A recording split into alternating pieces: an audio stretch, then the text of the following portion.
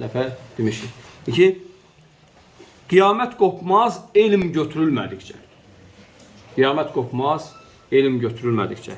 Deməli, elm, alimlərin ölməsi, elmin götürülməsidir. Deyir ki, bir hədisdə gəlib ki, La yuqbadar ilmu intiza'an min sudurikum. Deyir ki, elm sizin qəlblərinizdən yoxa çıxmaqla götürülməz, Şeyx İbrahim.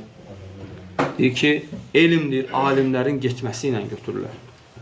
Hər dəfə bir alim gedər və insanlar özlərinə cahil başçılar təyin edərlər. Və o cahil başçılar insanlara fətvalar verərlər. Özləri də azalırlar, onlar da azdırarlar. Yəni, budur əsl elmin getməsi. Ona görə hər dəfə alim gedəndə yəni, ağlamaq lazımdır.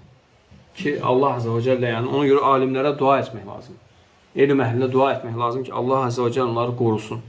Nə qədər onlar var, elm var. Ona görə əsl fitnə nədir? Elmin getməsidir.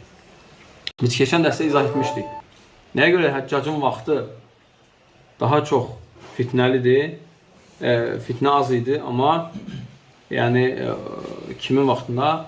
Omar bin Abdülazizin vaxtında dedik çoxdur. Yəni Allah Rəsulunun hədisinə görə ki, əslində Omar bin Abdülazizin vaxtı həmin amançılıq idi, amma Həccacın vaxtı fitnələr doluydu. Amma Allah Rəsulü sallallahu aleyhi ve sellem deyir ki, hər keçmiş gün, gələn gün keçmiş gündən daha fitnəli olacaq.